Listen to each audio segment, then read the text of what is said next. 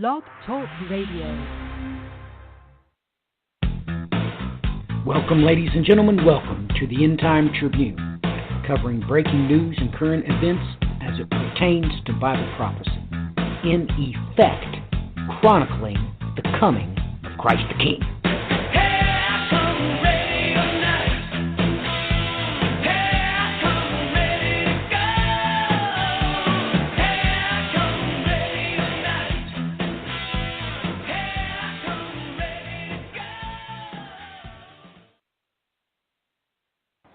Welcome, ladies and gentlemen. Welcome to the End Time Tribune this November the 11th, 2017. It is a great privilege and an honor to be with you all here this week, ladies and gentlemen. Oh my goodness, the things that have come across our plates this week. The Saudi prince is on a witch hunt, shall we say. There are more things going on politically than I think any of us can wrap our minds around. Things are coming down the barrel that at breakneck speed. We are itching toward war. It's ladies and gentlemen, you take a look at the economy, you take a look at what's going around the oil fields around the world. Ladies and gentlemen, it is time for somebody to pull that trigger. We're to that point where the entire world is just teetering. This is not getting any better. It's exponentially getting worse.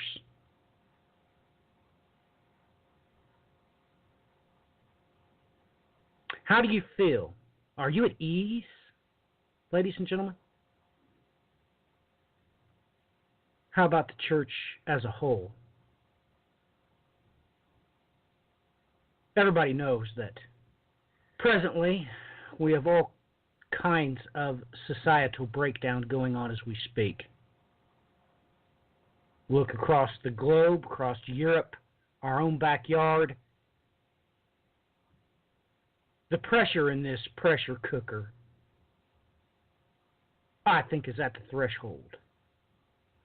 What are your plans? If tomorrow you should wake up and realize that somebody did, in fact, pull the start gun trigger. Why, you're going to pull those pistols and whistle Dixie.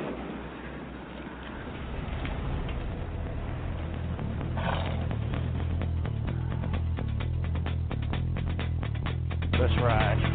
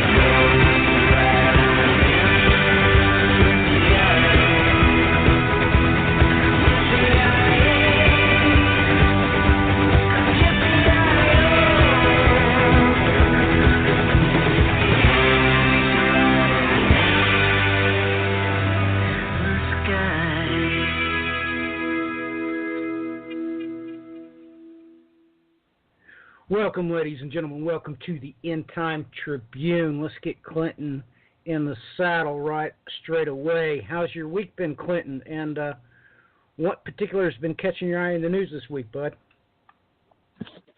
My week's been pretty good. A lot of good things personally going on, which is nice.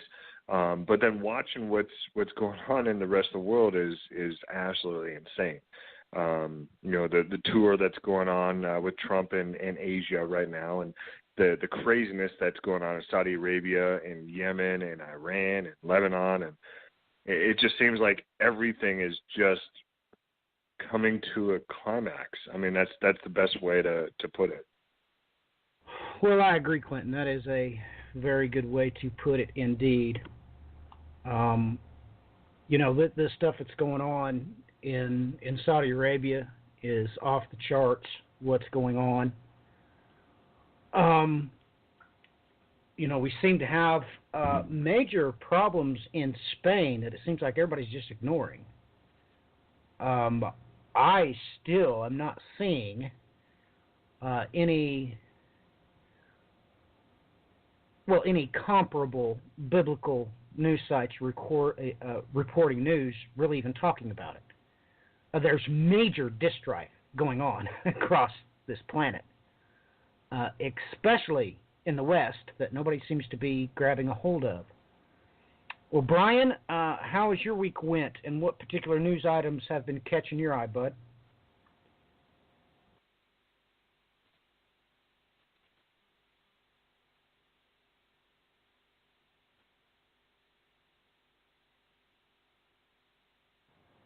Brian, you are live. Yup, and you needed to give me a minute. I have to have a chair to sit in. No. Yeah, go ahead, man. How's my week been? Yeah, I guess once again, no different than any other week. Just a whole heck of a lot been going on. And man, oh man, when you know what places to look in, oh boy, light really gets shined into those dark places. Well, Brian, that's the problem, isn't it? I went around to some comparable biblically based news ministries, and Brian, it was disturbing. It was, in my opinion, it was exclusively entertainment. And that bothers me. Now, there was some things on a couple of them about these political arrests that's been being made, like Mr. Icon this past weekend. But largely, I'm sitting there scratching my head like, you're really reporting on actors and entertainers? And what, ladies and gentlemen, please understand this. An athlete is an entertainer. I've had problems since I was a boy, ladies and gentlemen, because even in my younger years, the nightly news was 30 minutes, right? Well, 15 minutes of that was sports. You got about, several minutes of actual news, and then, of course, the weather. But, ladies and gentlemen, surely you know that athletes are entertainers. That's entertainment. And it's bothering to me, guys. It really is. I don't know why these ministries are trying to direct everybody's attention to the sins of the entertainment industry. Of course they do what they do. I mean, of course they do. And it amazes me how people, they think God doesn't know what he's talking about. That's always bothered me. Okay? And everybody needs to understand a couple of things in the Bible. Okay?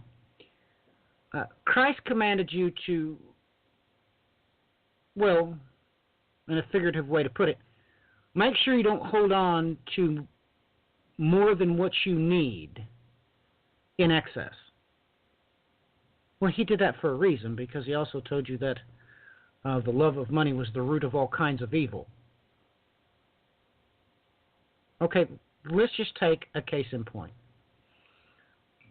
If I was to go give, let's say, Bry, let's say I was going to give him $5 million. Now,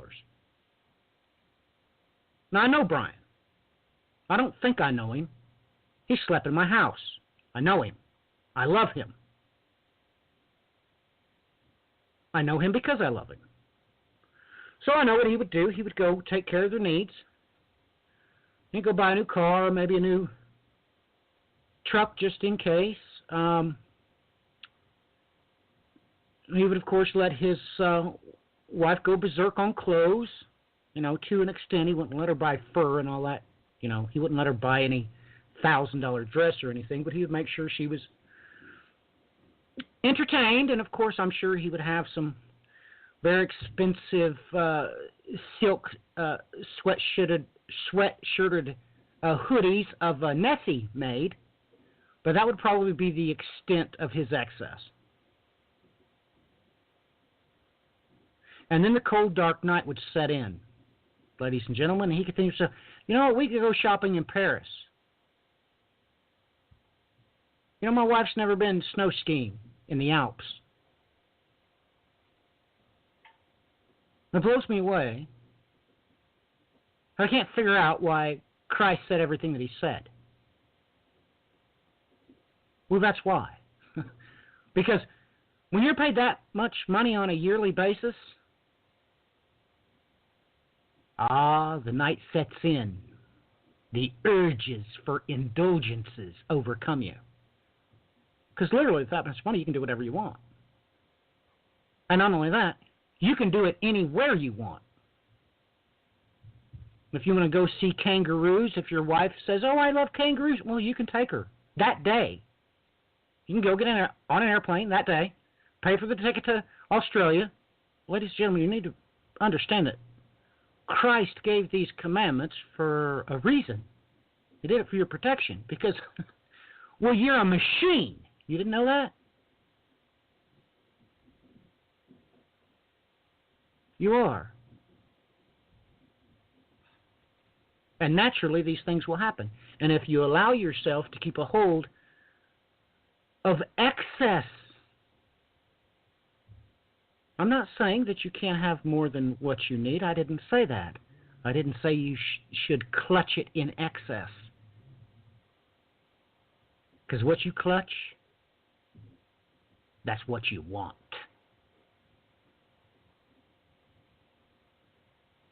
So, with that being said, Clinton, jump right in the saddle and start your news diatribe, buddy. The mic is yours. Matthew touched on one thing that is very, very relevant. I think it's becoming more and more relevant as we go through this process, and this is a process. We know the final outcome of this, but it is a process, and we are seeing it develop. Well, one of those is, why is there not any news coverage on what's going on in Spain? What's going on over as Catalonia basically kind of dissolves and the European Union dissolves. Same with, why is there no American reporting that there is 2 weeks left to come up with a deal for Brexit, or they are going to stop negotiating for the year, and stuff like that. Well, we had mentioned in numerous different broadcasts before about the war on the truth, war on information, war on the media. And you can use the prime example of what's going on in Qatar and Al Jazeera News Network, and how Saudi Arabia basically, before all this happened in the last week, was holding Qatar, basically shutting off all the ports and their entire economy, not allowing food to get brought into the country. And one of their demands was for Qatar to shut down Al Jazeera News Network. Well, we've seen Israel say the same exact thing, and we've seen numerous different attempts against Fox News or CNN or NBC or whoever it may be that's reporting the news as they're fake news or who's not telling the truth. So this disinformation is very hard to find exactly what's going on. And we have a recent development which is also crazy as well, which is associated with RT, Russia Times. I mean, you can tell from the title, Russia Times, it's a Russian company basically, but it's a news network, and they have an American branch, and they have Americans that are reporters for RT. There's been an interesting development because Washington will apply its Foreign Agents Registration Act to RT America, the channel announced. The Department of Justice has given the broadcaster until Monday to register as a foreign agent. Otherwise, the channel's head faces arrest and the accounts could be frozen. So basically, RT has to register with the United States government as a foreign agent. Otherwise, the head of the news network goes to prison and gets fined, and all of his bank assets are frozen. Well, they go on and are saying that this is an attempt against freedom of speech, that people are not able to see it. RT is saying that the reason that this is happening is because they're giving them a different point of view, giving Americans or people within the world a different view on what's happening versus the narrative, what is being told by whoever is orchestrating whatever is going on. So for a news agency to come out and say that as they're being attacked by the Washington government is very interesting and unique. Well, the worst developments of it, though, is the Russian government came out and also said that if the United States does do these actions against RT, that they will have reciprocal actions against American broadcasters in Russia.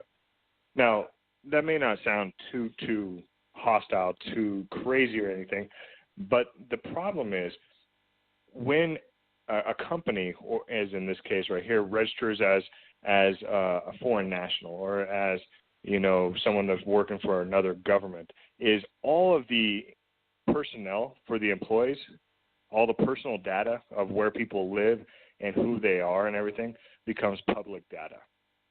So everyone that works for RT in the United States, that works for Russia Times, that just registered as a foreign government official or whatever it may be, the public information gets released to everyone else.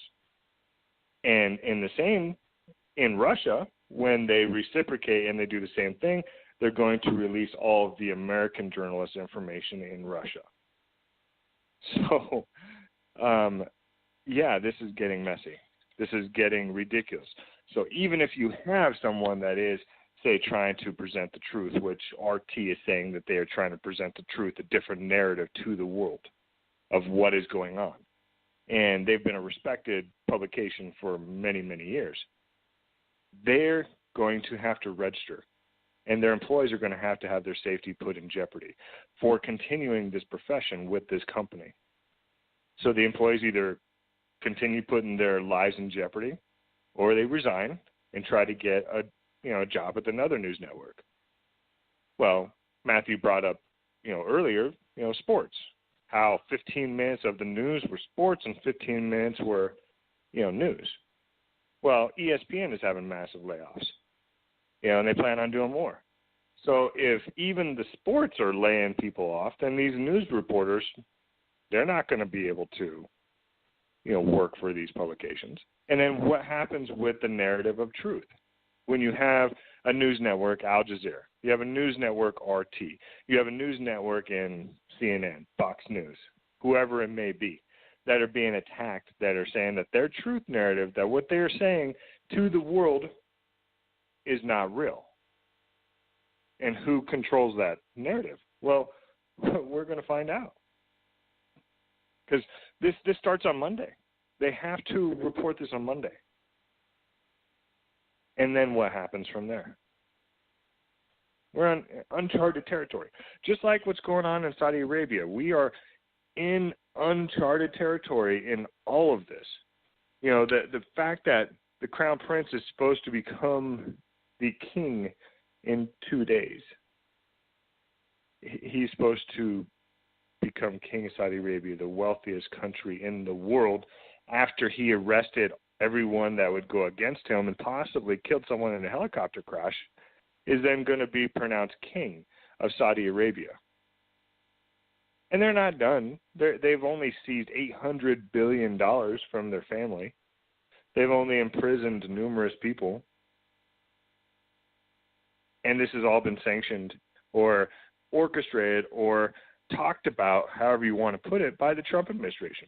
We know Jared Kushner has made numerous trips to talk with Saudi Arabia and the Saudi prince specifically. And that these moves that are going on in Saudi Arabia are completely unique, completely new. Some things never happened in Saudi Arabia, and no one knows how it's going to react. So the timing is unique because we have this craziness in Saudi Arabia that's going on. This prince that wasn't even close to being in the line of succession rises in power very, very rapidly, takes control, arrests everyone that's in opposition for him, and within a week is king. That smells fishy. It smells interesting. It smells crazy. And on top of that, there are allegations that the reason the Lebanese prime minister resigned is because he's being held hostage in Saudi Arabia. That he was summoned by the king of Saudi Arabia to come to Saudi Arabia, was held hostage, resigned, and has not been able to leave Saudi Arabia since he's resigned. Hezbollah is actually saying that. Of course, Saudi Arabia is saying that Hezbollah is Iranian-backed and that they have taken the Lebanese government hostage. Who do you believe? The guy that's been in power for less than a year that they're holding hostage in Saudi Arabia, who says that Lebanon and Iran are trying to kill him, or Hezbollah, who has been fighting with Assad against ISIS and American-backed troops in Syria? Which news network are you going to listen to find out what is the truth, what is truly going on behind the scenes? Because, well, they're going to put whatever narrative that they want to out there. And the reason for that is to distract, is to say, hey, look over here. Look at Harvey Weinstein. Look at Kevin Spacey. Look at Louis C.K. Look at all these guys in Hollywood that were womanizers that everyone knew was a womanizer. They just chose this time to bring it out. They just chose this time to release the JFK files. They just chose this time to say that there was a new planet that's 12 times the size of Jupiter in the middle of the Milky Way. They just chose this time. They just chose this time that saying by 2019 they're going to have a trip to Mars, a space shuttle that truly is going to Mars. So what is so unique about this time? Well, that is what we are here explaining. That's what we are here showing. And when you start to put the pieces together, then it kind of makes sense. And one of the main pieces that is starting to come together, not only all of this crazy stuff that's going on in Saudi Arabia, but the people that were summoned by the king to Saudi Arabia before it all went down. You have Jared Kushner. You have the Prime Minister of Lebanon. You have Macron for France that rushed over there to try to figure out what's going on as well. And then you have Mahmoud Abbas, the leader of the Palestinian Authority, that was summoned to the king. And he was summoned on Monday to discuss the intra-Palestinian reconciliation process between the Palestinian Authority and Hamas, and also the American plan to restart the Israeli-Palestinian peace talks with the king of Saudi Arabia. So Abbas went to the king of Saudi Arabia, sat there and met with him while all this is going down, and briefed the king on the fact that Hamas is planning on giving control of Gaza Strip over the Palestinian Authority on December 1st. Hamas has already given control of the border crossings to the Palestinian Authority last week. So for those of you that don't know, Hamas has been in control for a long time. The Palestinian Authority recently gave control to Abbas again after he lost it. Abbas is trying to work out a peace treaty with Israel, and Saudi Arabia just got briefed on the situation and the progress of that peace treaty. So how close are we? What time is it? When are Fox News and CNN or anyone going to tell stories about this? No, you have to look at Israeli publications to find anything. You have to dig and you have to look. You have to try to understand and know what to look for. And if you haven't been versed in trying to understand this, you better be, because the truth is being harder to find. Now, if you think that this issue with Saudi Arabia and Palestine and Lebanon and everything is over, or it's not going to get any worse, well, just look at what's going on in Syria. And the reason I say go look at what's going on in Syria is because Assad made an incredible review this last week. And basically he's coming out and saying that any force that is inside Syria that is there without his authority is an illegal invader and will be treated as such. So he was specifically talking about the Turkish-backed Free Syrian Army and the American-led Syrian Democratic Forces. Now, Turkey has been coming down from the north, and America, or the Syrian Democratic Forces, has been coming up from the south. They have been fighting. You have Israel that's already said that they are looking to go into Syria, which would then classify as this as well. Syria has been helped by Hezbollah, who is in Lebanon, so you can put the ties together and see that. Problem is, Assad also came out, his regime came out on Friday, and said that the Syrian army will soon challenge the Syrian Democratic Forces for Raqqa. So basically, he just said that Syria is going to go up against the United States over Raqqa and liberate that from the Americans, from the American-backed forces in Syria that they classified as invaders. So all that's going on with Saudi Arabia calling out Hezbollah, calling out Iran, saying that the missile that was shot from Yemen was Iranian, and the United States have come out and actually supported that and backed that. That regime that the United States, that the whole world has tried to remove from power, is about ready to attack the United States. And it's funny because even when Donald Trump and Vladimir Putin got together, for the Asia conference at the rally, they got together in Vietnam. If anyone sees the video, they're smiling, they're happy. Two guys that seem to be about ready to go to war are pretty chummy, pretty amazing. And they told the press that they plan on talking about North Korea, but turns out they talked about Syria.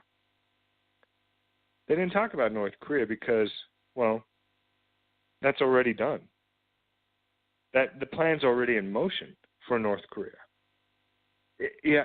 If you understand what Trump is doing, he just made a tour throughout Asia. And what did he do? He visited Japan, sold a whole bunch of weapons. I think it was $4 billion worth of weapons to a country that in their constitution cannot attack anyone until after they've been attacked. Then he went to South Korea, and he sold $8 billion worth of weapons to South Korea, while the whole time talking about how North Korea cannot stand, to the point that the North Korean leader came out saying that Donald Trump is begging for a nuclear war because of what he said in South Korea. Then Donald Trump goes to China and makes a massive deal to sell them food. Pork, beef, to sell them food. So why would that fit into it? He's arming Japan, he's arming South Korea, but he sells food to China. You can say, well, he doesn't want to harm China because we're not necessarily friends with China. Well, then why give him food? Unless you look at what is right on the border of North Korea and China. The camps that have been made, the refugee centers that China created. And they started working on these a couple of years ago. I remember seeing the article on it, where they made these refugee camps right outside North Korea because they knew that the time would come when an invasion would happen in North Korea and those people would flood and there would be massive refugees that come into China and they needed a place to put them. Now they have a way to feed them. Trump is finishing his visit. He just talked to Putin in Vietnam, and then he leaves. And as he leaves, what goes on? A joint military drill between the United States and South Korea that contains 3 aircraft carriers as he leaves. Is he, and I mean is the President of the United States, this proud, this prideful to make a tour in a portion of the nation, and as soon as he leaves, to wage war, to attack and invade? And I mean invade because the Pentagon has said that the only way that North Korea's nukes can be ensured is if there is a ground invasion. So invade North Korea. That's their plan. That is what they may be doing here now. If this drill is legit. So where are you going to listen to that? We're losing our ability to understand what is truly going on. And it's because our society is changing in a way that we can't even fathom. None of us can envision what is happening. We can try to put it down on paper. We can try to explain it. But realistically, we just know that a lot of crazy stuff is going to happen, and a lot of people are going to die, unfortunately. Individual tiny little buildups of it, how those little pieces come together, that's the amazing part to see, the workings of God as he does this. And he puts the little pieces together. And that's what's incredible to see. And one of those little pieces is just a little tidbit that the CEO of Deutsche Bank, said about robots, automation, about his employees. So this is a bank, a bank that handles money that you would think would need to have lots of employees. Well, he came out and says that robots could possibly replace half of the 97,000 employees that work for Deutsche Bank. Now, Oxford has come out and said the same exact thing. They said 47% of U.S. jobs will be replaced by robots, automated technology, artificial intelligence within the next 20 years. And that displacement has already started to happen. So they anticipate this happening gradual.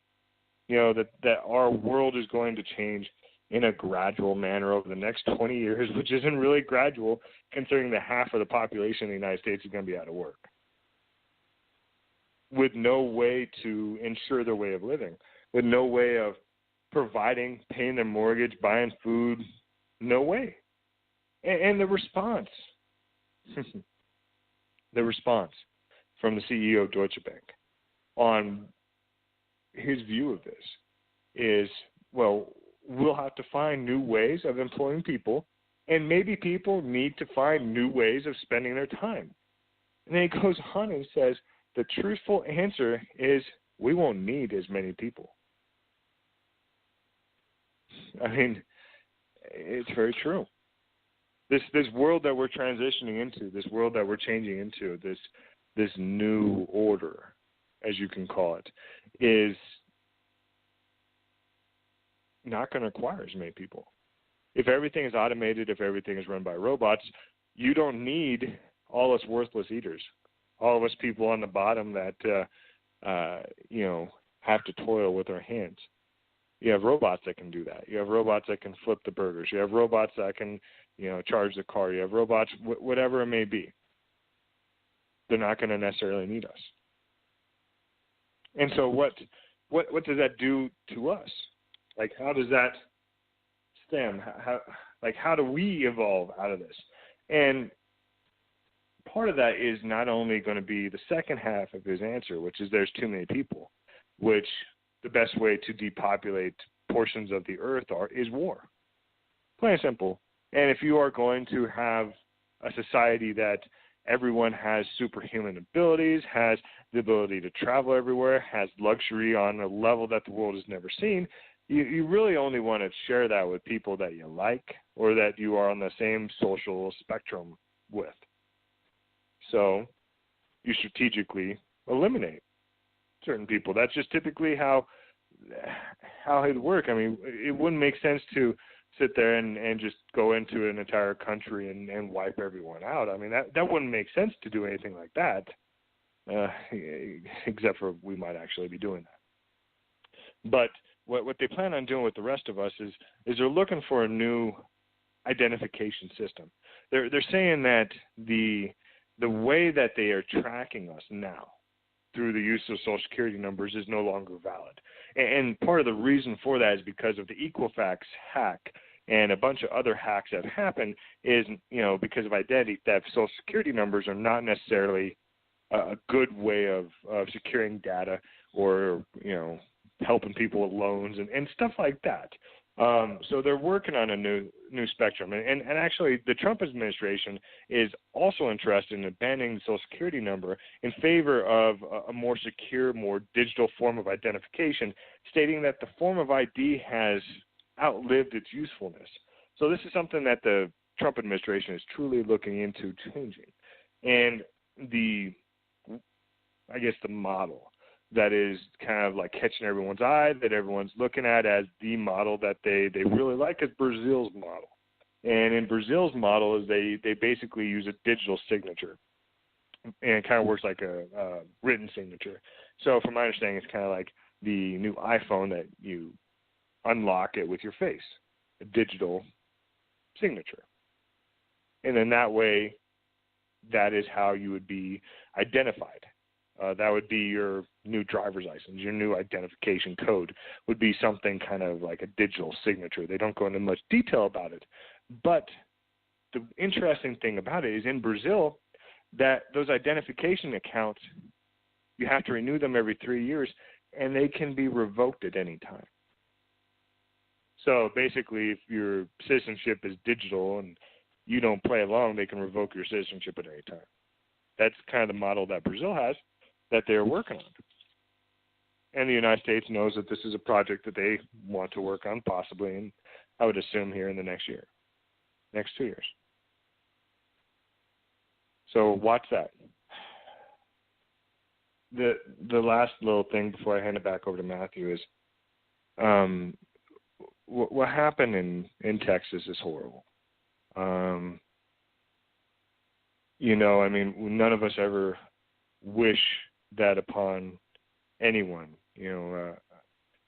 any Christian, to be at church and to have someone shoot 400 rounds inside of a little church.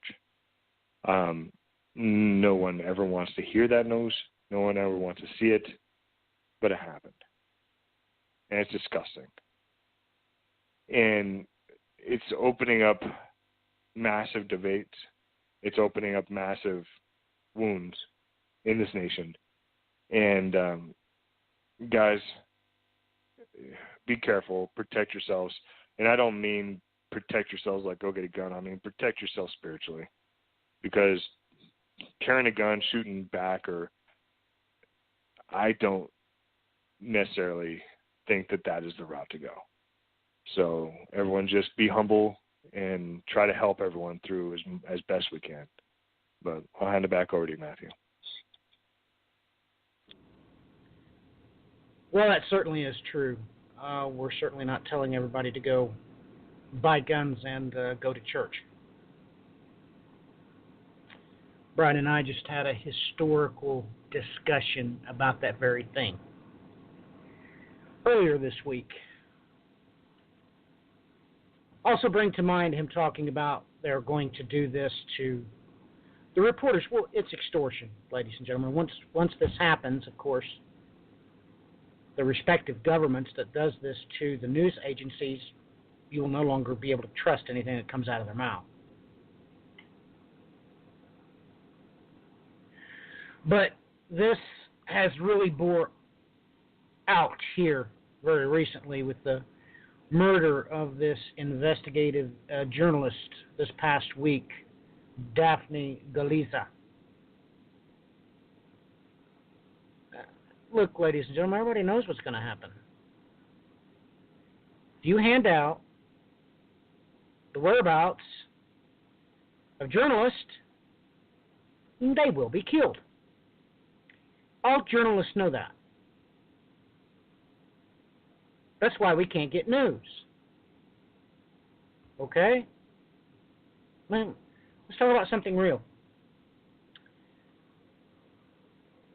Senator Schaefer from Georgia reported that, if I remember correctly, Georgia had on the order of 3,000 missing children in its CPS clutches. Well, ladies and gentlemen, that senator was murdered with her husband in their beds. Nobody did anything. Most of you probably don't even know what I'm talking about. But Russia Today knows it, CNN knows it, everybody knows it. Once you do that, the investigative reporting, especially on the kleptocracy, will immediately cease. Because you can't tell the truth, because then somebody's going to come and, well, they'll kill you.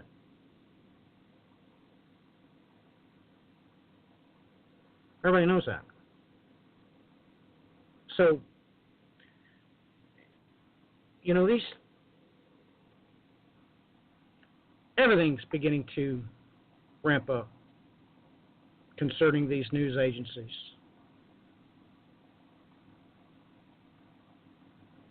I mean, you know what amazes me? Does anybody know what the Senate and Congress voted on last? Of course you don't. You have no idea. Just like NAFTA and GATT.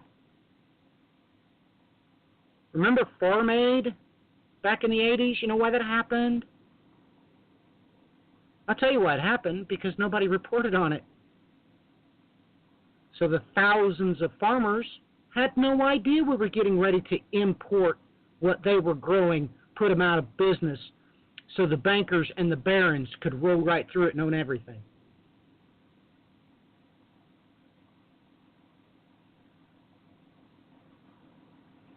It's what they did, and guess what everybody did? Nothing. Do you want to know why? Farmers couldn't do anything, because by the time they found out about it, they didn't have any money. No protest. Nobody could go to Washington, D.C. Because the same exact crops from the year before, that price was, well, reduced by 2/3.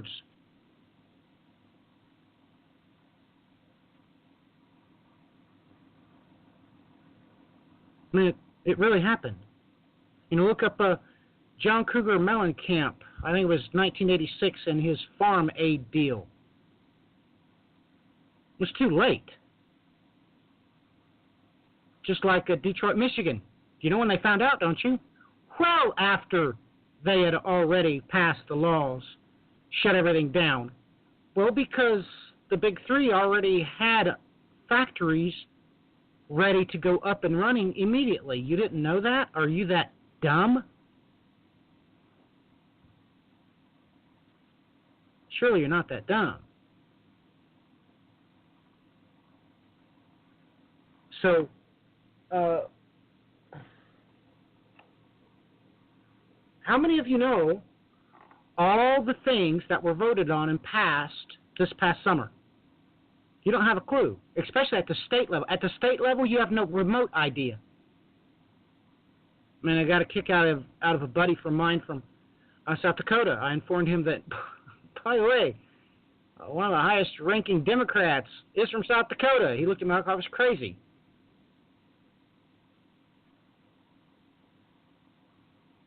I asked him, I said, hey, man, have you ever met a Democrat in South Dakota? Never. You live here? Oh, yeah. Generations. And he was stumped. He didn't believe me. He had to go look it up. He come back the next day shocked. There's no Democrats in South Dakota. Oh, my goodness. But that's not what was really sad. What's really sad is he thought that being a Republican meant something. It was somehow tied to Christianity.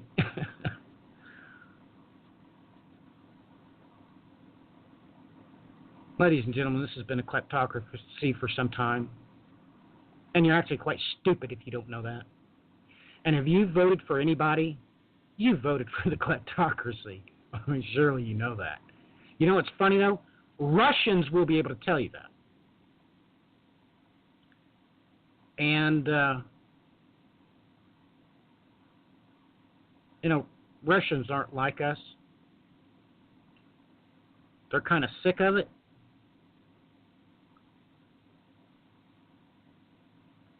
So, I feel sorry for all of these journalists that are actually trying to do their jobs within the stipulations of their mandates from the bankers and the barons, of course.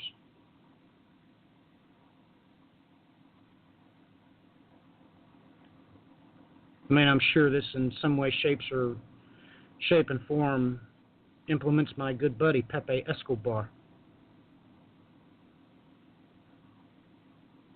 Matter of fact, it wouldn't surprise me if he's already relocating. Pepe don't have a dimmer switch, ladies and gentlemen. He calls it like he sees it, pulls his pistols blazing for glory.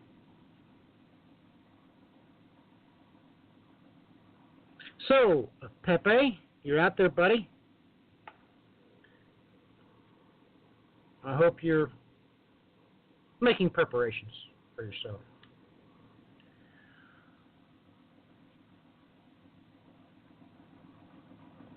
I mean, let's remind everybody about what's happening in Greece right now.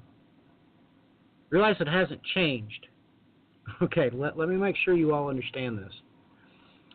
If you had $2 million in retirement in Greece, right now, guess how many euros you can withdraw a day?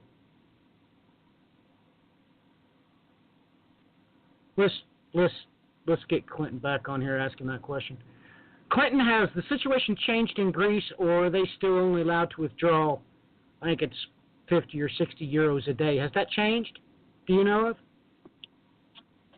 I'm not sure if it's changed or not.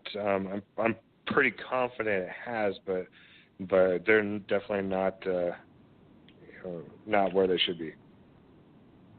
Not where and they will never go back to where they were. Is that the correct appraisal of the situation, Clinton? Yeah, once you open Pandora's box, you can never go back. Okay, so let me make sure you and I make this perfectly clear to all of our listeners. If you have $2 million, okay, let's just take one of my good friends. I know she has 1.86. She has 1.86 mil in Edward Jones. Well, just that one, but we'll talk about that one. When this happens in America, she's going to be allowed to take out, let's say, $60. Ladies and gentlemen, she will never, ever, ever get back the 1.86 mil in Edward Jones. Not ever. It's gone. The people in Greece that had millions of dollars in their retirement,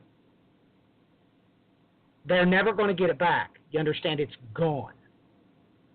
Now, Clinton, they will get a percentage of that back, right? If they're lucky, like 1%. But once you devalue the currency, but the percentage that the currency is valued is just gone, right? I tell you what. Yeah. Give us the number. Let's say the dollar is devalued by, just give me a percent. Let's say it's devalued by 20%. So if you had $1 million in the bank, you'd only get $800,000, correct? You would never get the $200,000 that you lost because of the currency degrade back, right? It's just gone. It's history. Yeah, it's just gone. To give you an example, when this happened in Russia, the trade was for one of the new currency, it was 1,000 of the old. Okay, did you hear that, ladies and gentlemen? That was real. Do you understand? Clinton's not lying to you. That's not fiction. Do you not understand what he just said? Okay.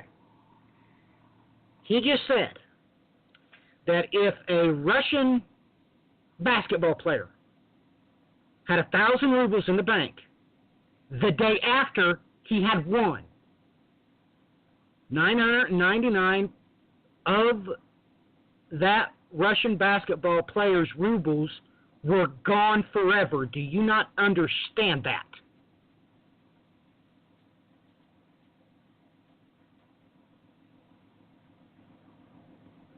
Now this is, ladies and gentlemen, you do understand there's Christians in Greece, right? Matter of fact, ladies and gentlemen, most of the people that this happened to that were retired or near retirement, I hate to rain on your party, but if they were from Greece, most of them were Christians. You do understand that, correct? Let's talk about, here of lately Clinton has brought up Venezuela quite a lot. Do you know the percentage of the population of Venezuelans that were Christians? It basically, ladies and gentlemen, it basically happened to Christians. And somehow you think you're immune. You really think you're immune.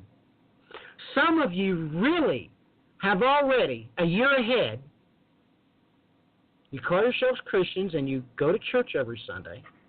You've actually already paid for tickets to next year's Indy 500 and the Super Bowl, haven't you?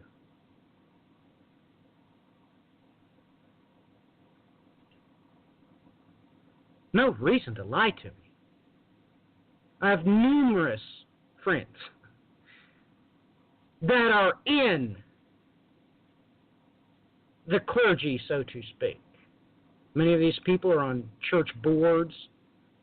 They're the church secretary, Sunday school superintendent. They've already got their tickets paid for next year's cruise because the whole church goes on a cruise so they can claim it off on taxes and lie. They'll say it's for a church conference.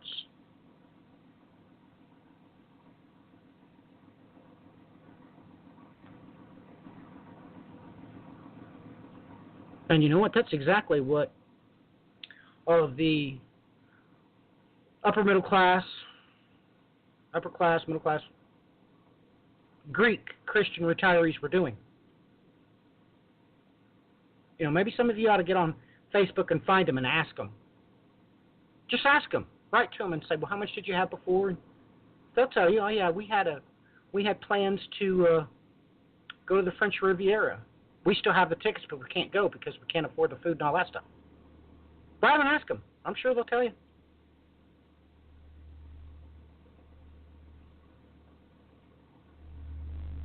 Man, I wish I was joking with you, but I'm not.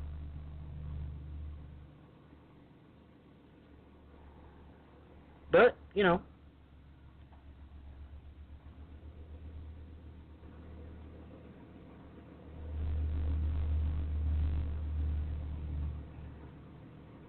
I mean, you only have what you have because God says so.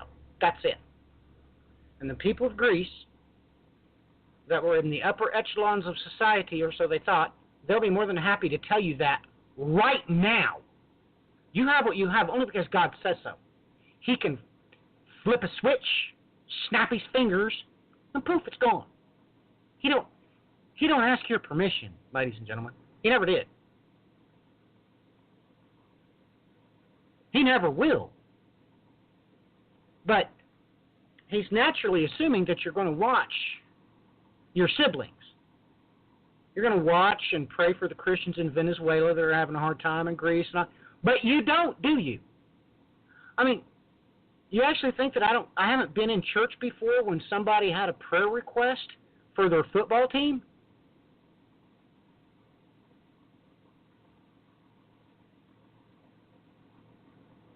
You actually think I haven't been there and witnessed to people stand up and have a prayer request for the pitcher of their baseball team?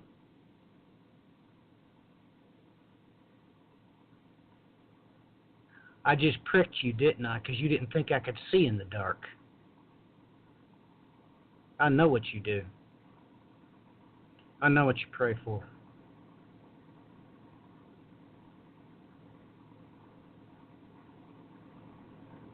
And it's never for anything that God cares about.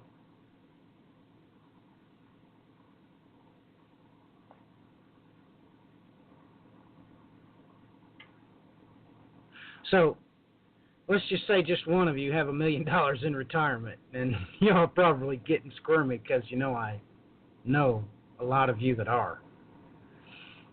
So, you actually think if God was to pull the start trigger right now, He'd be okay with you setting on a golden egg of $1 million, and you was in real time letting His children in Venezuela starve to death, and you think He's cool with that? Oh, ladies and gentlemen, you got another thing coming. You're going to be caught up in a stampede. You don't even know what's going on.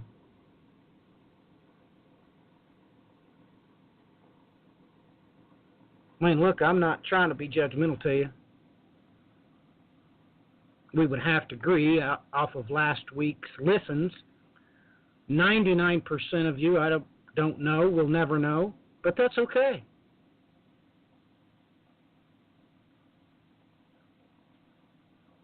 Do you actually think God is good with your 401k, with you knowing full well you've got Greek siblings right now that are elderly and cannot afford their heart medicine, and you do nothing, and you wait for Sturgis to come? You're cool with that? Well, we're going to see.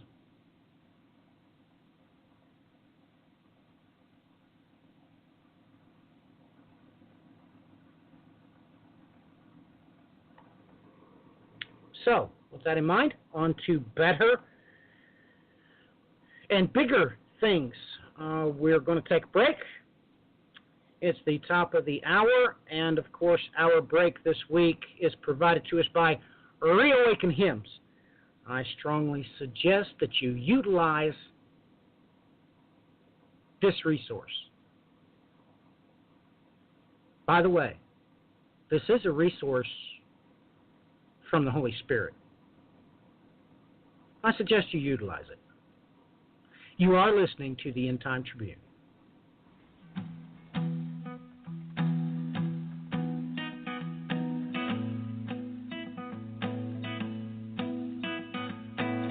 My hope is built on nothing less than Jesus' blood and righteousness.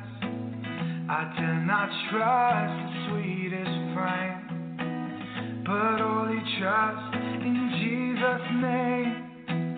On Christ's solid rock I stand, all other ground is sinking sand. All other ground is sinking sand.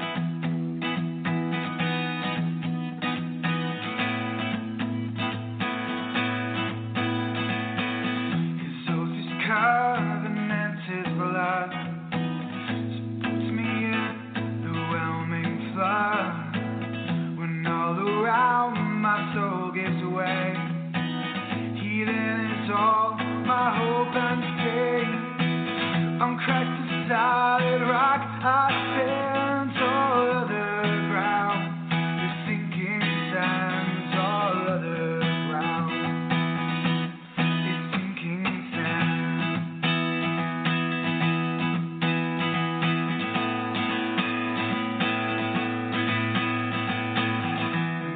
shall come with trumpet sound.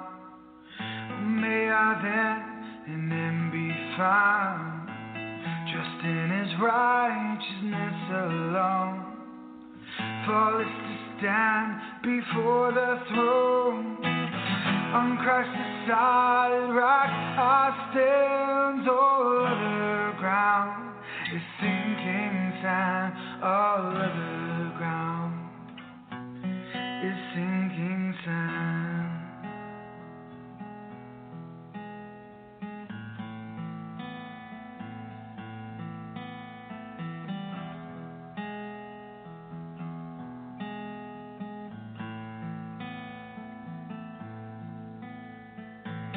On Christ's solid rock I stand, all other ground is sinking sand, all other ground is sinking sand. Hi, this is Nathan, and you're listening to Reawaken Hymns. For more information and hymn resources, check out my website, www.reawakenhymns.com, or find me on YouTube at Reawaken Hymns.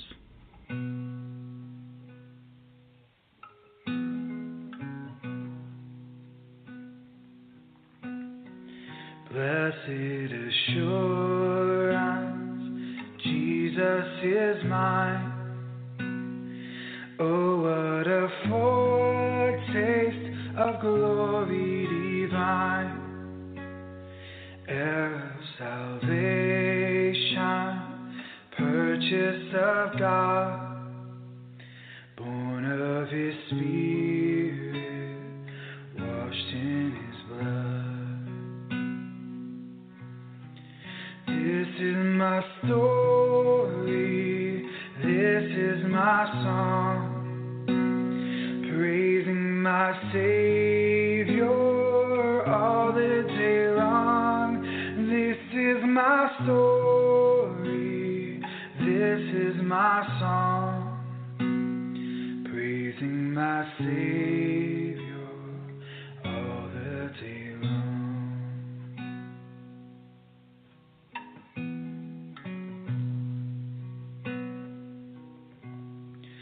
Perfect submission, all is at rest. I and my Savior am happy and blessed, watching and waiting, looking above, filled with his goodness, lost in his love. This is my story, this is my song, praising my Savior all the day long. This is my story, this is my song, praising my Savior all the day long.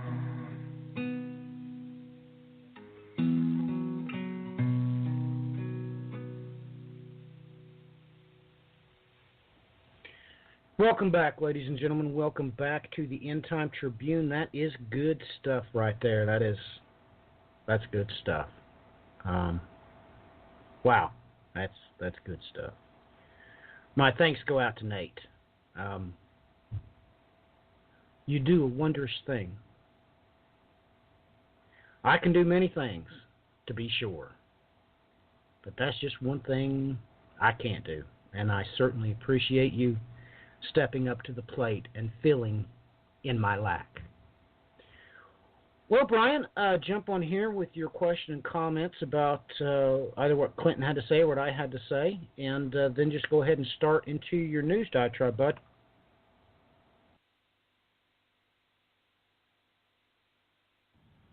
Well, I think for the most part, I'm just going to roll right into this. But, I think something important to point out here is, a lot of things were brought up about the media and the news, and it's kind of one of these things, folks, where you really got to realize, especially as far as Western-based news sources are concerned, how much money and pull and monopolization has gone on within the news industry, not to even mention how much on top of it, especially within the United States, is used for, well, they changed the terminology. What we, that word propaganda, well, they did a little quick switch on you, and they called that public relations. And that's a lot of what is happening within American news, is they are trying to use that to build public opinion in support of policies they are making throughout the rest of the world. Big for instance in this is pushes we're seeing right now to, for instance, attack Iran, let's say the Russian narrative, or, North Korea, whatever it may be. There's even been pushes and talks of jumping into Venezuela. But that's how they've been spinning this thing. That's what they've been doing for ages on end. And this is why I've had to repeat this time and time and time again. If you want to know what's going on in a certain part of the world, you need to get a hold of their news directly from them, as opposed to what's been filtered through the lens and then regurgitated from. You have essentially two news sources where everybody pulls from. They get all their news from Reuters, AFP, without fail. So those two sources is where everybody pulls everything from, and then they sit there and they spin a little bit more information in one story, and you can get 20 different headlines that are essentially the same headline and find out completely different information by going through each American news source. And for instance, with the Saudi Arabian fiasco that's been happening throughout this week, that's exactly what's been going on. You'll have the same headline, and you'll get a whole completely different set of information from each story, which really is sort of ridiculous. Having to read through 20 stories to put the pieces together is ridiculous. Nonetheless, where and how do we start with this, folks? I think maybe we should stop and consider for a moment how important every single one of these little, seemingly maybe unrelated events could somehow be directly tied into and excruciatingly important as far as Bible prophecy is concerned. Because, look, let's start with the simple ones. First off and foremost, just as I brought up a couple weeks back, and as I've been bringing up for years upon years on end, we need to watch Iran. Why? Well, what does Daniel tell us? Okay, we're going to see a clash with the Ram, which is designated by the Medes and the Persians. We've had interesting little things going on with Kurdistan, and that has gotten more and more revealing, not to even mention messed up by the moment. Now, to touch on this real quickly, it came out into the open within the last week that America and Britain knew full well what was going to happen there inside of Iran, and Iraq, and they literally stepped back and allowed the Iraqi forces, backed by the Shiite militias there, to take over Kirkuk. But why would they do such a thing? Because within hours, British Petroleum, a.k.a. BP, came in and took over the reins in Kirkuk. So, why would they be scrambling for oil in the Middle East unless a little bit something more was on the table here? And as we'll come to find out, it definitely is. That in mind, what are we supposed to watch next, folks? Well, let's consider what it says here in Matthew 12. You see, first in Matthew 12, we're told the men of Nineveh shall stand up against this generation at the judgment and shall condemn it, because they repented at the preaching of Jonah, and behold, something greater than Jonah is here. Moving on to the next verse, the queen of the south shall rise up with this generation at the judgment and shall condemn it, because she came from the ends of the earth to hear the wisdom of Solomon, and behold, something greater than Solomon is here. Now, folks, we just had them retake Mosul, which the geographical location for Nineveh is right in the midst of that. Where did Islamic State arise from? They arose from Nineveh. Nineveh was declared a nation. Within hours, Islamic State rose up and took over. Okay, you can look all of this up, folks. They had just been given the money from the Iraqi government. They had been legally recognized, and within hours, Islamic State rose up and took over. So what are we told here with the Queen of the South? Well, folks, that's Yemen. And I'm sorry, yeah, you got some of your famous supposed Bible prophecy scholars out there telling you Yemen's not important. Well, I'm going to tell you right now, they ain't got a clue. Especially when we're told emphatically you better be watching Yemen. How does Yemen factor into this? Last week and continuing throughout this week, the Yemen war has been raging for quite some time. This is pretty much common knowledge. When the war broke out, it's been a war backed by the Sunni and against Shiite forces, or the Houthi, which is stated to be aligned with Iran. It's been hit or miss. In one spot, they claim they're not aligned with Iran. In other spots, they state they are. Well, they began to fly an Iranian flag the day that the war broke out, and it also broke out in the midst of the only solar eclipse in the midst of the blood moon tetrad, the only major solar eclipse. That's when the war for Yemen broke out, is on that very same day.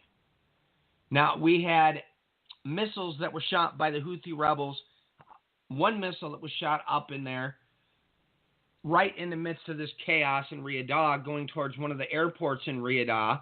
And, of course, they turned around and immediately stated that those were Iranian missiles, even though there's many scratching their heads going, well, wait a minute, there's a blockade on Yemen. How could they get Iranian missiles in there? Well, that's, always things don't add up. When they don't add up, maybe you should ask some questions. Nonetheless, this is not the first set of missiles that has flown out of Yemen. There's been several of them that have come out of there into Saudi Arabia, but never mind the fact that the Crown Prince, Mohammed bin Salman, MBS as he's called by many after a while because they shortened the name, is the one that started the war in the first place, backing the Saudi Arabian coalition inside of Yemen. This has all been orchestrated by him. Now, as I mentioned last week, I was not shocked by anything that happened here with Mr. Mohammed bin Salman, because I've been watching him since he was appointed Crown Prince in June. There was massive stirrings within the House of Saud, and it was all over the place in the news, and I had a very close eye on him because of everything that had started at that point in time, and people were referring to the fact that they might see what they referred to as a soft coup happen in Saudi Arabia. Well, you can call what you want to call it this week of what happened. No matter what, it is a coup, and he has completely grabbed the reins of Saudi Arabia and has removed anybody from seizing power from him. We had a helicopter that went down on top of it on, I believe it was Monday. It was either Sunday or Monday. And basically, the person that was inside that helicopter was the only remaining relation to Ibn Saud, who was the one that founded Saudi Arabia. It's a little suspicious. There hasn't been much information that has come forward as to what caused this helicopter crash, but I don't know. In light of everything else that's happened, I don't think it's too much to sort of put two and two together and realize, wait a minute, something's not right here. Now, it sort of disturbed me and bothered me the fact that I knew about this earlier last week and didn't even seem to catch it until news stories started to release concerning this fact. Last week it was announced that Jared Kushner had went to Saudi Arabia and set up a meeting with the Crown Prince and several others within Saudi Arabia, and you had in there Jason Greenblatt and Dina Powell all at the same time. it is reported that the leader of Lebanon had been called forth to those meetings 2 separate times. It's not really rocket science at this point in time to see that America's got their hands knee-deep in this. And when we had earlier within this last year, when we had the great big Middle Eastern trip by the American administration, when Donald Trump was out in Saudi Arabia and they signed over the great big multi-billion-dollar arms deal, it was pretty much common knowledge right then and there that the House of Saud and the Sunnis were going to be used in a proxy war to move against Iran. This is exactly what they're doing. None of this should be surprising anybody at this point. Same thing is going on. Clinton mentioned this earlier. There's rumors that Hariri, the leader of Lebanon, has been kidnapped. Nobody's seen him whatsoever since the point that he made this announcement from Riyadh. Not one person has seen him. I tend to wonder what in the world is going on here, and as time moves forward here, we're going to have to see what happens. But, I mean, how in the world does all this manage to tie into Bible prophecy? Well, folks, do yourself a favor. Go into your search engine, or for those of you at home with your regular paper, if you've got some sort of concordance, pull up Lebanon. And you can start wherever you'd like, but it really gets quite interesting when you move in, starting from Isaiah, and start going through all the prophetic books, because you're going to find out certain areas all tie in hand with this. You're going to continually see Lebanon's brought up, Assyria's brought up together with it. You have Egypt mentioned, and then lo and behold, for some reason, you have Eden brought up, and then the cherry on top of the cake is when Ephraim is brought into the equation. Eden brought up. Well, I went to great lengths showing everybody the fact that if you're going to be looking for Eden, you better be looking to Pakistan. Matter of fact, I brought up Ephraim. Now, I know some of the infamous folks out there like to run around and claim that Ephraim is Britain in the United States. Well, no, folks, that's not even remotely close to reality, and just go take a look at genetics if you don't believe me. They know for a fact that within the Pashtun tribes within Pakistan and Afghanistan, which some of them are involved with the Taliban, are indeed descended from Ephraim, and there's been great lengths of work that has gone through and even has correlated within their belief systems, within various customs, that they still have Jewish belief systems involved with them. So it's pretty much in that part of the world, it's common knowledge that Ephraim is out there in Pakistan. Well, lo and behold, you end up finding out, let's see if I can find this one here. Story just was popped out today here. Let me get rid of these. Oh, and I brought up Egypt. Let me mention this here. The Egypt's FM is to start an Arab tour amidst the Lebanon crisis, and he's going to be out meeting with Jordan, Kuwait, Bahrain, Oman, United Arab Emirates, and Saudi Arabia. And let's see here. That's what it was. Bahrain, as well, was hit by an attack last night, where once again the fingers have been pointed at Iranian terrorists. Now, is this the... Well, basically it was released today that it's already looking as if province within Pakistan is going to be used for a proxy war against Iran. And the same article goes in and it points out the MEK, which is the group that's in Iraq that was also tied in with the coup within 1979 with Ayatollah Khomeini. They have been the ones that have been leaking the continual information back to the United States, stating that Iran has been in the midst of building nuclear weapons. This group I've warned about in the past.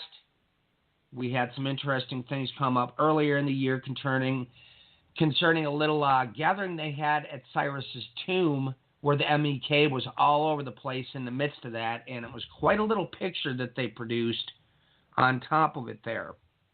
And this article I'm talking about here is from lowblog.com. Saudi-Iranian proxy war heats up. And you can go out and look that one up. But I think one of the biggest ones here is, where's all this going? Well, I thought it rather interesting that CNBC.com caught this. Saudi-Iranian war would create domino effect of global disaster. Let's see here.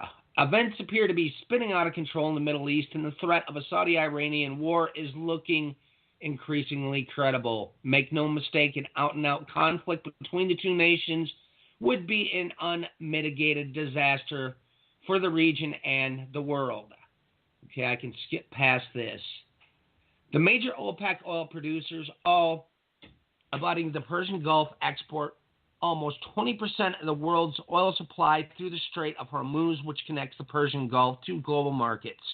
The strait, a mere 34 miles wide at its narrowest, sits pinched between Iran to the north and Oman to the south. Were a war between Saudi Arabia and Iran to erupt, this choke point could easily be closed. Indeed, shipping could stop even before a single ship is damaged if insurers perceive an imminent risk of attack on a tanker in that region. They would either suspend insurance or charge exorbitant rates for coverage. Under the circumstances, vessel owners could opt to wait out the hostilities rather than risk their tankers. Now, as you move forward into this article, let's consider some things that happened last time around the ride that these events took place. The impact of such a closure on the global economy would be severe and immediate. For example, the Suez Crisis of 1957 saw 10% of the world's oil production taken off the market. Within a month, the U.S. and Europe were facing a recession which would last the better part of a year. 1973, the Arab-Israeli War and resulting OPEC embargo would bring long lines to the gas station as the oil price quadrupled. On an annual basis, global oil production held steady, but Persian Gulf exports to the U.S. fell by 1.2 million barrels, or about 7% of total U.S. consumption. This oil shock would plunge the U.S. into recession, which lasted for 2 years. In the event of Saudi-Iranian hostilities, leading to a sustained outage of Persian Gulf exports, a severe and prompt global recession will follow similarly. Much of the 1973 U.S. imports from the Persian Gulf still amount to 8% of consumption, the loss of which was sufficient to knock 10% from the GDP from 1973 to 1975. However, China and other importers would seek to outbid the U.S. on its imports from countries like Nigeria, Angola, and even Brazil and Colombia. And all U.S. imports could fall by 15% of total consumption, twice the drop from 1957 to 1973, and sufficient to plunge the U.S. into a deep recession lasting years. On the other hand, U.S. import dependence has fallen dramatically since the start of the shale revolution. Even as the U.S. coastal regions would suffer from high oil prices, boom times would return to Louisiana, Texas, and up to North Dakota and Canada's Alberta province. A loss of 20% of the world's oil supply would push oil prices into the $200 per barrel range. Folks, oil has been hovering between anywhere from $45 up to $60 per barrel. $200 barrel range. The shale sector would see its glory days. Those countries without material oil production would suffer the most, notably Europe, East Asia, Japan, and South Korea. China's situation would be dire. In the last few years, Chinese import dependence has become acute. Oil imports cover more than 3/4 of total Chinese consumption, and half of China's imports originate in the Persian Gulf. Closure of the Strait of Hormuz would not only put China into a recession, but given the high degree of financialization of the economy, could create a wider societal political crisis. The reaction of the Chinese government is difficult to anticipate, but China would certainly bring maximal pressure on the U.S. and Persian Gulf countries to end the conflict by whatever means. The ultimate takeaway for China would be the necessity to build at all speed a global military and diplomatic presence capable of projecting force to influence events in the Middle East and, if necessary, to displace the U.S. in the region. All right, I think I can stop just right there, folks. Do you understand where this can lead? The amount of inflation that would be caused just by this act alone would be incredible. Never mind the fact that, tactically speaking, the U.S. now has the entire world in a stranglehold.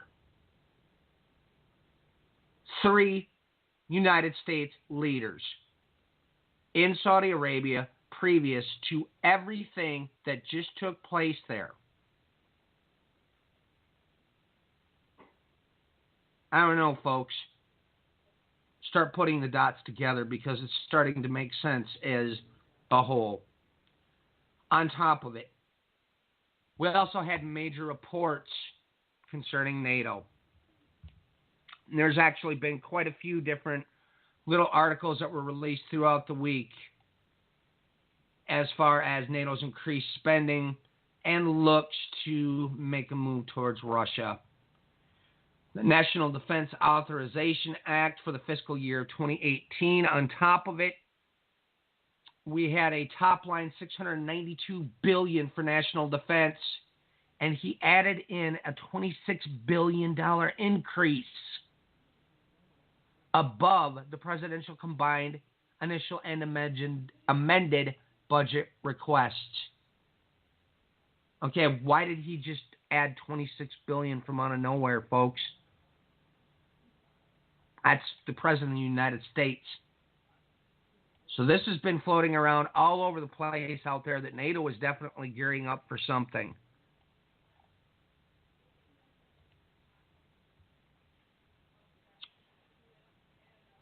And earlier in the week, on top of it, tying in with this, Saudi Arabia, Kuwait tells their citizens to leave Lebanon. We also had Bahrain and a few of the other areas as well told their citizens to get out of that region. And I covered all those. I think that's... Oh, here's a big one. This was reported earlier in the week as well from a BBC report. Iran is building a permanent military base in Syria. And we basically, according to the BBC report, the base is situated at a site used by the Syrian army near El-Qaswa, 8 miles south of Damascus and 30 miles from the Israeli border. Let me point out here quick, folks. For those of you that don't know what the Shia Crescent is, I would advise you type that into your search engines so you can get an idea of what they're referring to here, because it's a major thing that's coming up nonstop in this.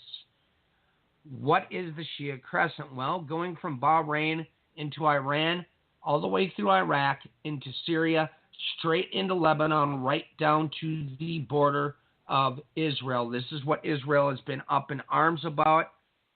And I would have to say, as far as strategically speaking, yes, there is definitely something to be highly concerned about here when every single year you've got the Quds Force and Quds Day where they're stating they're going to wipe Israel off the map.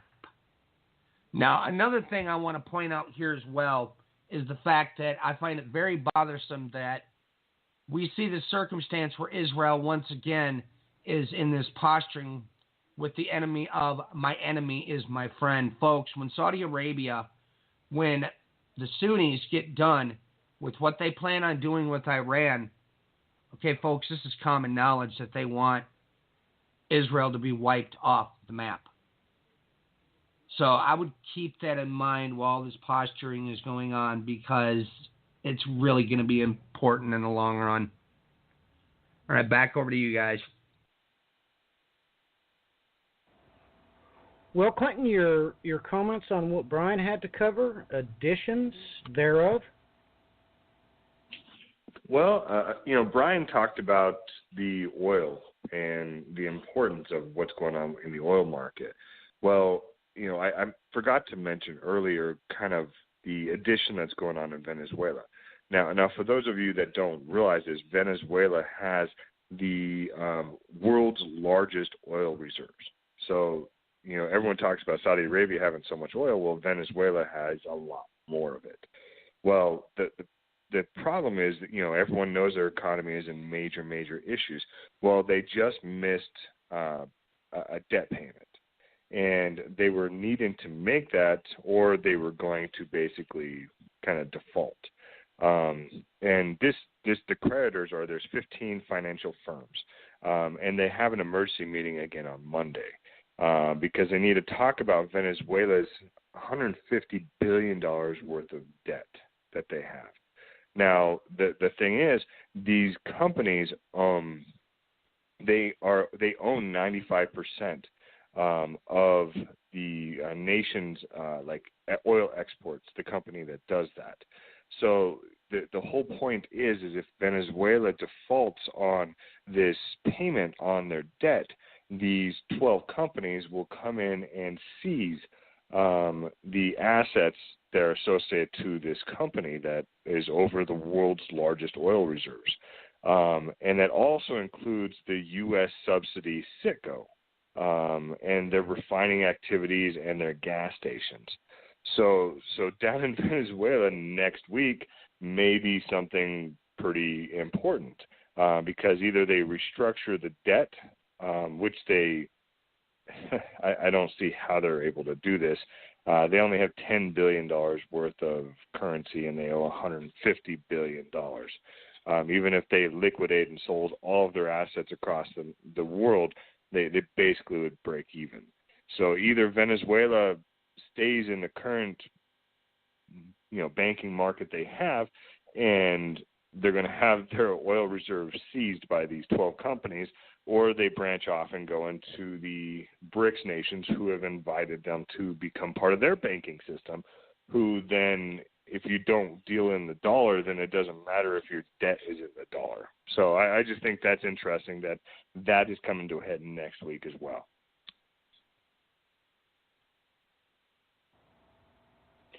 Yeah, I agree. That is pretty interesting that all that is, well, it's like everything is coming to a head. It's just nobody's paying attention.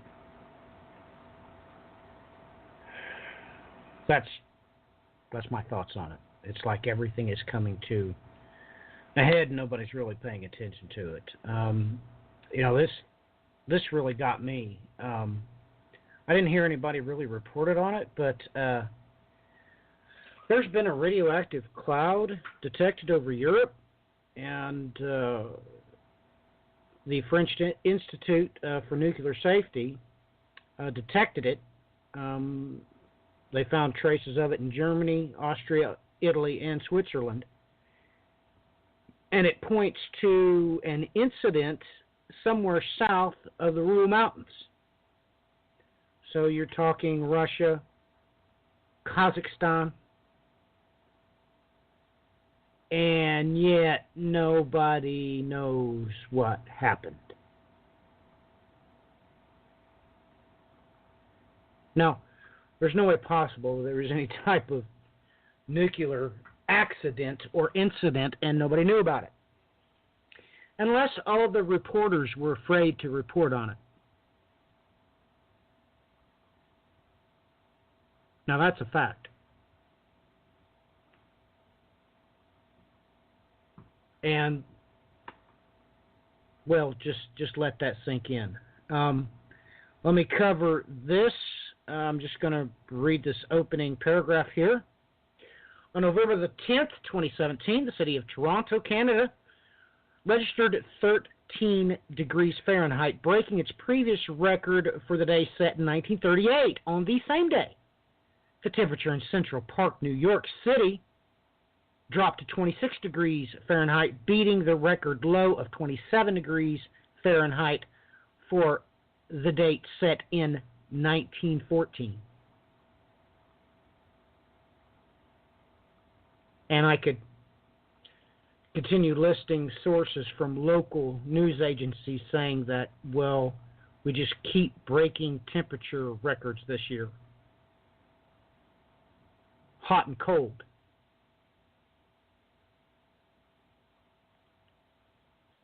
We've obviously got some serious problems with Jupiter. I mean, ladies and gentlemen, it's been discovered as of late that the northern and southern electromagnetic pulses from out of the poles of Jupiter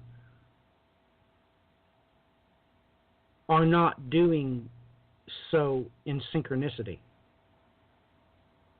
The southern hemisphere pulses at a rate of about 11 minutes, and the northern pulses are just random. And if that don't make you nervous, I don't know what would, because, well, once again, that's proof that something, well, ladies and gentlemen, it's proof that you need to be concerned about what's going on in the world around you. You know, Brian and I shared with everybody back in 2010 or 2011 that the interstellar wind's no longer coming from the galactic center. It's moved north across the ecliptic into Ophiuchus, the sign of the restrainer. That should have you worried. I mean, that could only happen via one cause. The course has been altered. It is coming to us via an arc instead of a direct shot. Now, God just wouldn't do that for any flippant reason. I mean, ladies and gentlemen, there is no known cause for what could alter the origin of the interstellar wind. What about Voyager 1 and 2? I mean, me and Brian, we covered it when it happened, when it was released by NASA. The electromagnetic field of the solar system is being compressed at the north and south poles. Now, there is no known mechanism that could cause that, not any.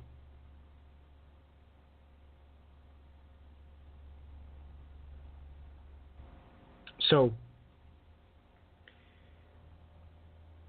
it doesn't really matter what we talk about. We're certainly here to discuss Bible prophecy.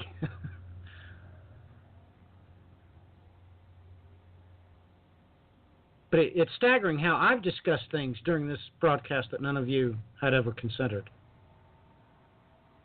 When multiple things came out of Christ's mouth, he was only talking about one thing. I don't understand how Christ could talk about, well, money on more than one occasion, and you think he's talking about different topics.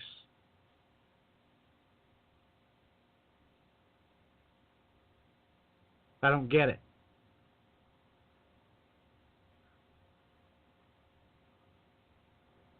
You know, I can understand a lot.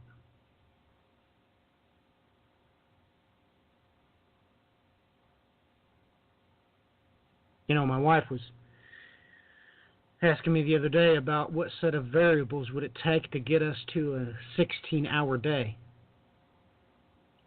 course, she knows there are variables because God could do a couple of things to make that happen.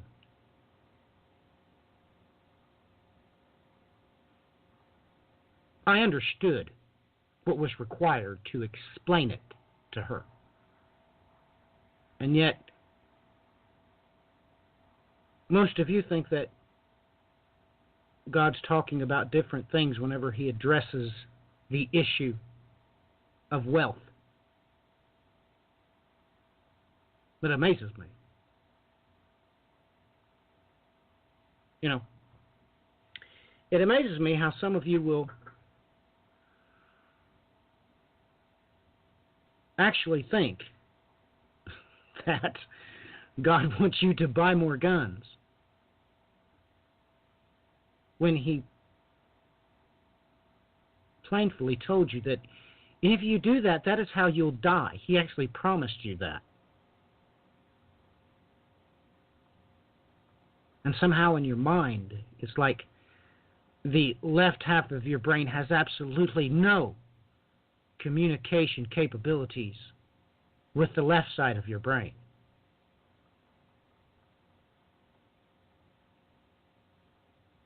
I don't get it. I mean, let's use the example of Edward Jones. I used it earlier. Do you know what a new barn is? Let me tell you what a new barn is. It's when you figured out that you need to spread things out, so you go to another broker and give him $100,000 or $200,000 or $500,000. Now you have two barns. One's Edward Jones, and the next one is whoever else. I hope you ladies and gentlemen, a barn is an absolute, has always been, no matter where or when you went, a representation for a holding of wealth.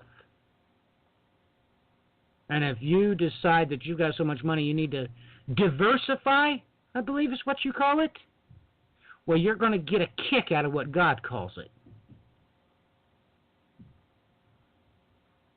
But I hope you do realize that. The amount of stockbrokers that you have is the amount of barns that you have.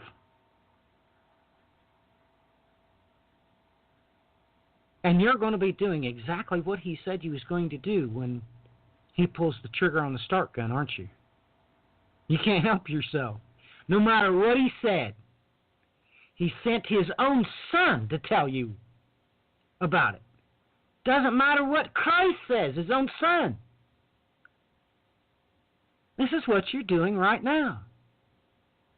You're actually going to be talking about building bigger and better barns when he pulls the trigger. All of a sudden you're going to feel the ground start shaking under your feet and wonder how long it's going to take you to figure out that it's a stampede and you're not in the arena. You get it? It's not Ben-Hur. You're not sitting in the stands rooting for Ben-Hur. No.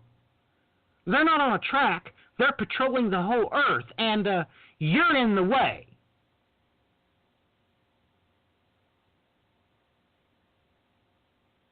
But you really don't get it, do you? You honestly do not believe God's only begotten Son. You don't believe a word that come out of his mouth.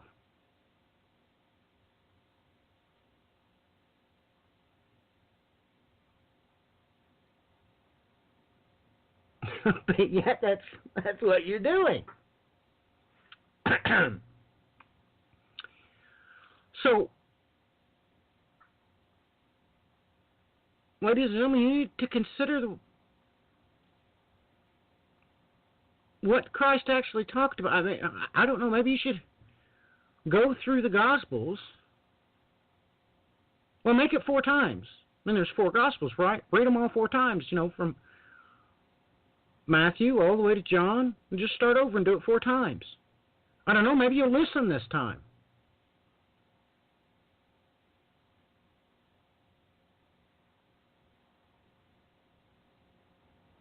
But of course, you listening, it's not a matter of if. It did come out of God's mouth. Oh, you're going to listen. The question is just when. And by the way, well, maybe that's a little bit too far. You know, it's the truth. I'm not going to say it.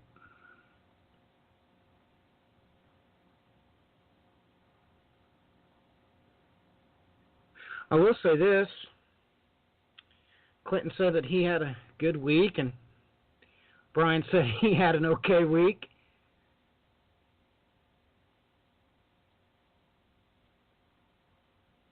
Well, amen, so did I.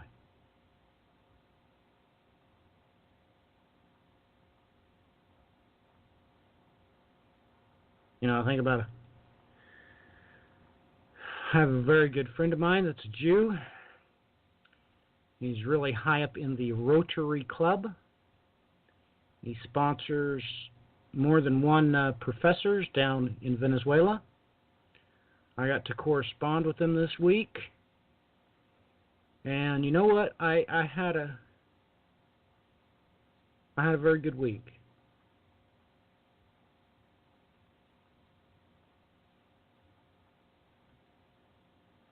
You know, and if I would have went to Sturgis, I'd be scared right now. I'd be terrified if I'd went knowing I could have took my vacation cash and sent it to one of those preachers. So I'm glad I didn't. I'm glad God didn't provide me a way to waste what he had expected me to administer properly.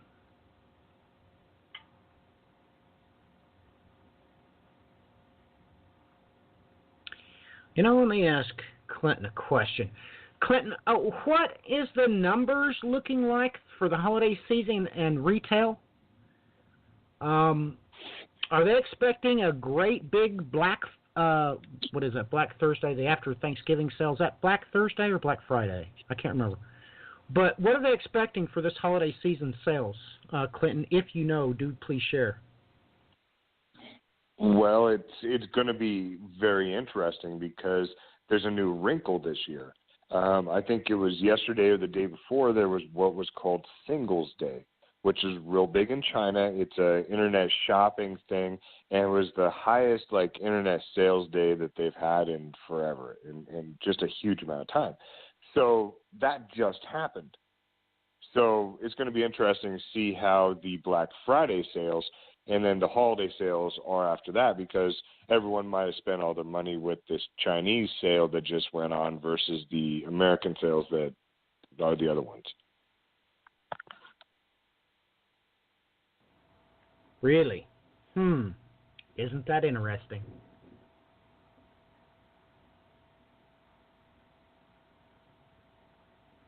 You know,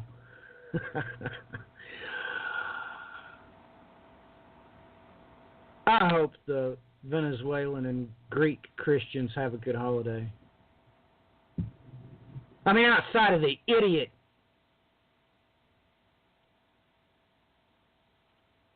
and I did mean that in an academic way.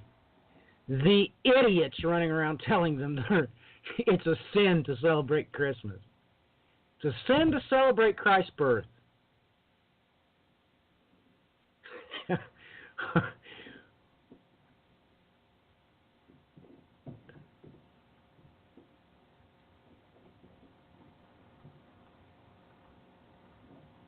Too dumb to know it's good for themselves. But at any rate, I hope that the Greek and Venezuelan Christians have a good Christmas. And if that comes at my Christmas expense, then by God, so be it. I hope you all understood what I just said, because the Holy Spirit witnessed it. Okay? If I can sacrifice my Christian for one of their Christmases, I'm not going to ask my children or my wife's permission. Oh, no. I require no one's permission for what happens underneath my house. And they'll never question my judgment. So I'm giving it to you publicly. If the Lord sees fit that we have a bad Christmas so that He can provide a good Christmas to one of my Christian brothers or sisters in Venezuela or Greece, that's what I want.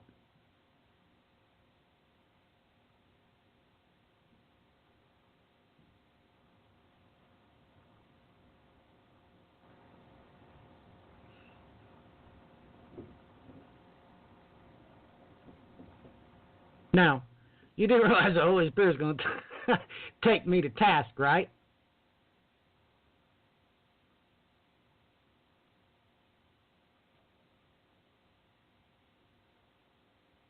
But you're too dumb to realize that's why I said it.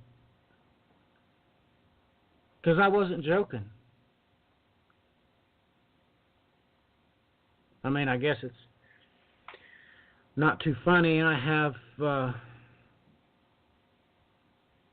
I'm not going to say it, but I have been having some problems with where I store my stuff this past week. Not going to mention it. You don't need the details, but I had a good week.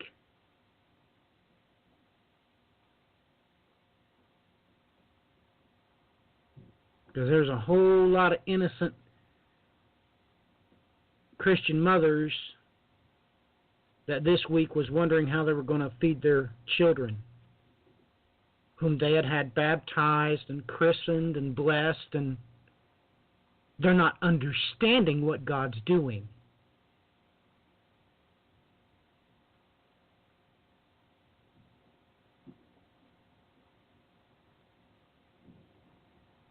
I do understand. I have the wherewithal.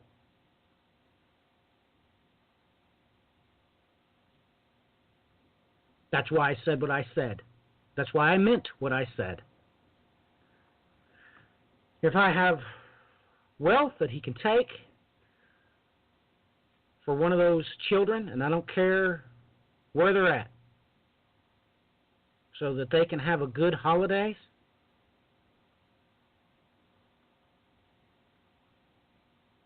so be it.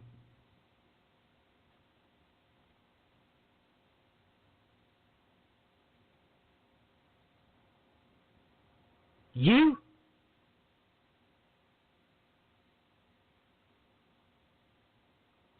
Well, there's a big difference between you and somebody the likes of me.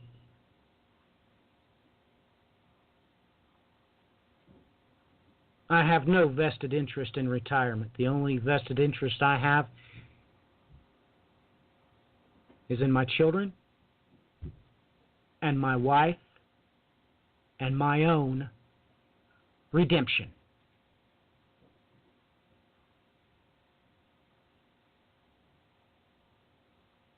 Brian, your thoughts and comments, please?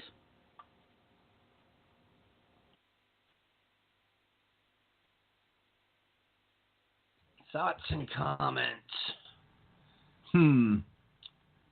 Yeah, I just been strolling around trying to take a look to see what's being covered by others out there, and little or next to nothing. Bunch of nonsense, bunch of fiction. I mean, it's literally ridiculous what I'm seeing some of these self-proclaimed watchmen covering right now. But what's new in that department, I would suspect.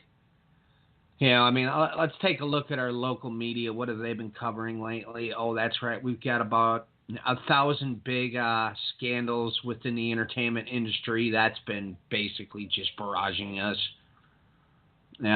What else? You know, that seems to be the biggest one. And now we got a senator that's gotten his hands knee deep in the midst of essentially a pedophilia scandal. And you see, here's where things get disturbing.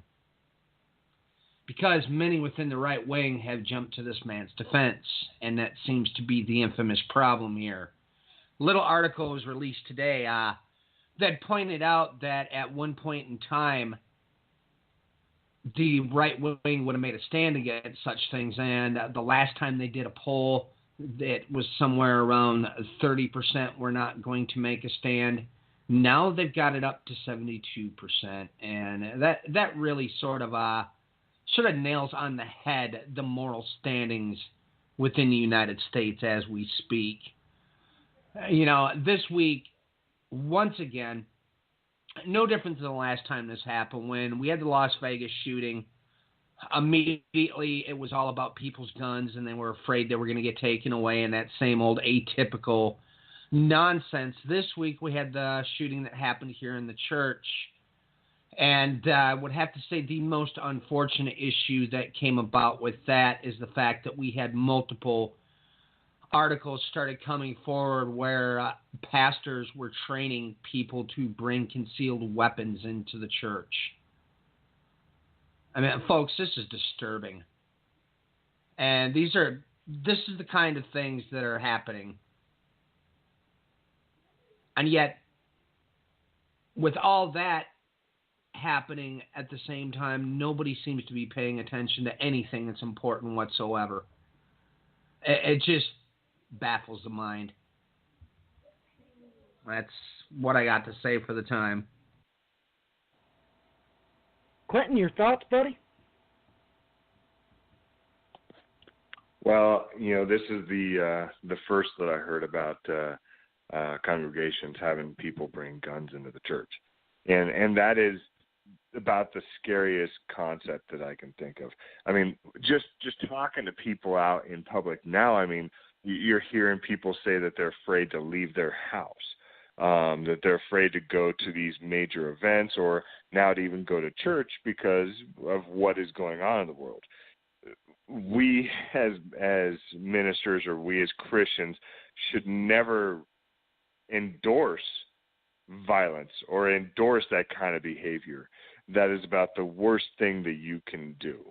And to hear that congregations are talking about that believe that is the way to lead their flock, that is absolutely disgusting. Well, I'll add to that. Have you ever been in a charismatic church, Clinton, when somebody got up and, they call it speaking in tongues, and then one person would get up and interpret something. Let's say it's along the lines of where to spend the church's money. Then somebody on the other side jumps up and says, "No, that's not what we said. We're supposed to spend our money here." Have you ever been witness to that? Yes, I have. So, you realize, Clinton, that I've seen three. I've seen 3 saloon-style church house brawls. I mean, literally. Literally brawls. Had to exit the church as quickly as possible. And I was there to speak. And, cat fights as well as guys beating the holy crap out of each other. Yeah. Because of disputes about what the interpretation, where the money was supposed to be spent. 3 times. And the 3rd time was a charm. I have not gone back to a charismatic church since. But, yeah, ladies and gentlemen, you've got to be there to witness that. You don't want to convince those particular congregations to bring guns to church. Wow. So, y'all just might want to think about that. Let me ask an off-the-wall question. Would either of you two like to share any dreams you've been having here lately? Have either one of you encountered nightmares you'd like to talk about?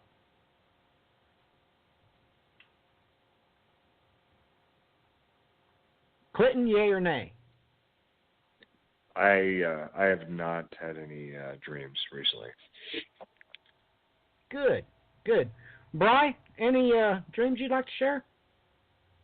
You don't have to give the details, but topic of the dream. Well, I'll give the tiny little detail, which was the standout one, I think, in the midst of everything that's been happening.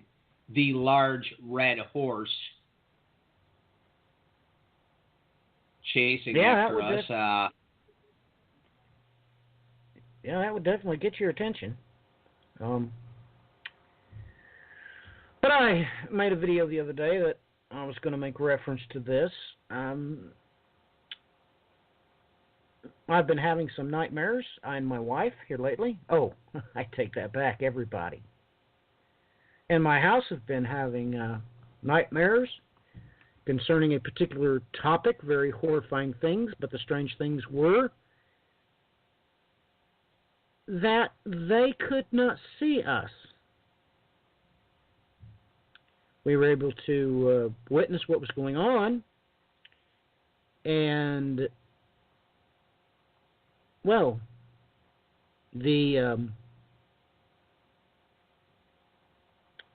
well, just like Brian described, we'll just call them the antagonist in the dreams could not see us. Almost ran over I and my wife a couple of times, or stepped into us, and we had to move out of the way, and they walked, nearly stepped on us or bumped into us or whatever. So expect that kind of stuff. Just a heads up to everybody. By the way, Brian and I discussed a very particular celestial event that's going to be coming up.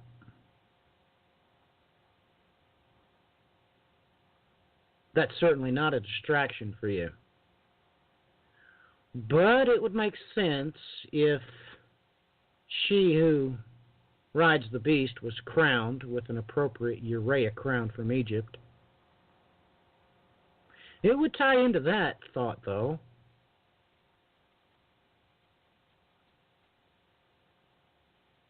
The historical events surrounding this celestial event the last time on the timeline, it's staggering to think how this time around the ride, this has been magnified by an event that is kind of hard to calculate, kind of hard to contemplate. So,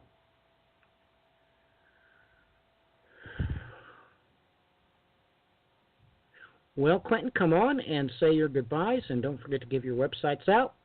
And Brian, you jump on after him, and I shall take us out of this week's edition of the End Time Tribune.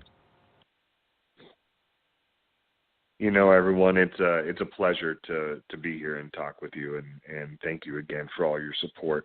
The best way to find me is on my website, clintoncowatch.com, or I post all the news articles that we talk about on my Twitter account, which is at clintoncowatch, or you can also find me on Podbeam as the Diligent Watchman.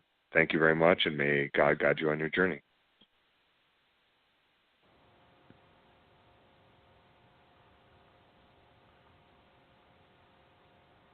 Bri? All right, you can find me on Overt Attention Show at Twitter, overtattentionshow.com. And if you need to get a hold of me, thebandsofTime@gmail.com. Thanks for joining us. God bless. All right, ladies and gentlemen, thank you for joining the broadcast. You can get a hold of me. Just try Facebook. That's been going pretty good here lately. If you want to use the mail, it is endtimetribune@mail.com.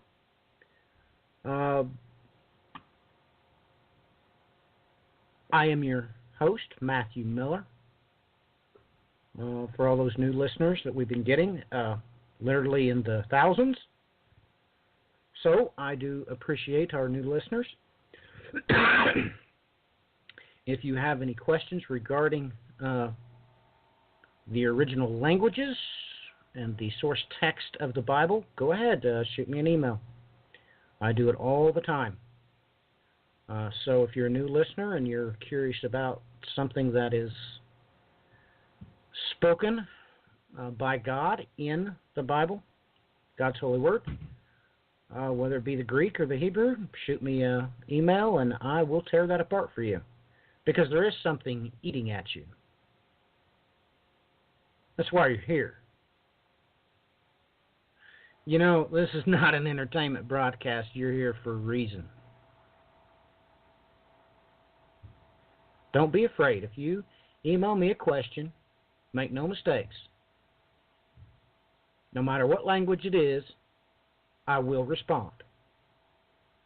I will get it translated. There is some Christian on this planet that speaks your language. I'll get it translated, get you the answer to your question. You see, I have to be good for something, or by default, I'm good for nothing. It's just that most of my American brothers and sisters in Christ have forgotten that. But I know what I'm for.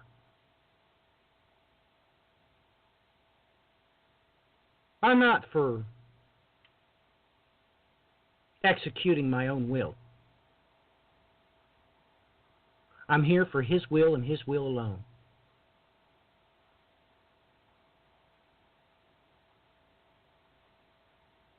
Until next time, ladies and gentlemen, God bless. Godspeed.